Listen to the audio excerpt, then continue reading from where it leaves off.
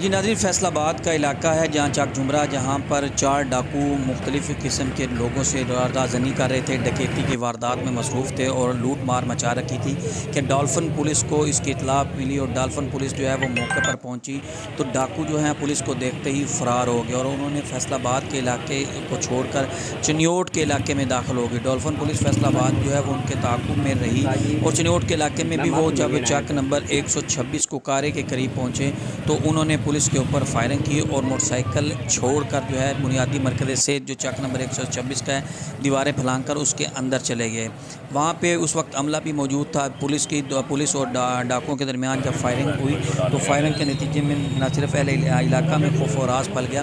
بلکہ عملہ جو ہے وہ بھی کافی اس میں خوف و ہراس پھیل گیا اور انہوں نے دروازے بند کر لیے۔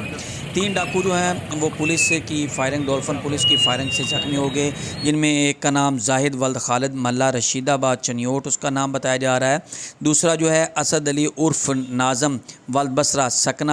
پتراکی ضلع چنیوٹ بتایا جا رہا ہے، جبکہ تیسرا جو زخمی ہوا ہے امتیاز ولد نواز، یہ سکنہ پنڈی بٹیاں ضلع حافظ آباد کا رہائشی ہے۔ یہ 3 ڈاکو زخمی ہو گئے، جبکہ چوتھا ذیشان ولد ارشد، یہ بھی ضلع حافظ آباد کا رہائشی ہے اور یہ موقع سے فرار ہو گیا۔ یہ بنیادی مرکز صحت کی دیوار پچھلی پھلانگ کر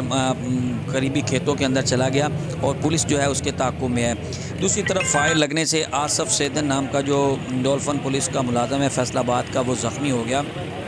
تمام زخمیوں کو فوری طور پر بنیادی مرکز صحت جو ہے اپنا 126 اس میں ان کی ٹریٹمنٹ کی گئی، ان کو جو ہے جو گولیاں لگی تھیں ان کی وقتی طور پر مرہم پٹی کی گئی۔ اس کے بعد پولیس فیصل آباد کی جو ہے وہ ان کو لے کر فیصل آباد چلی گئی الائیڈ ہاسپٹل میں۔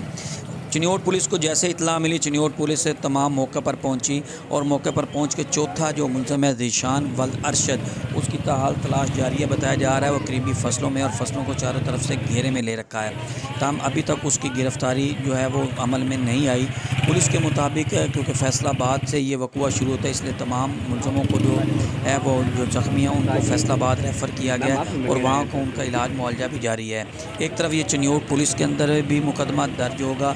تھانہ صدر کی حدود میں کیونکہ یہ واقعہ ہوا ہے، دوسرا اسی واقعے کا ایک مقدمہ فیصل آباد کے اندر بھی درج ہوگا۔ چونکہ فیصل آباد کا ملازم آصف سیدن زخمی ہوا تھا اس لیے تمام زخمیوں کو ڈاکوؤں کو فیصل آباد پولیس کے حوالے کیا گیا ہے۔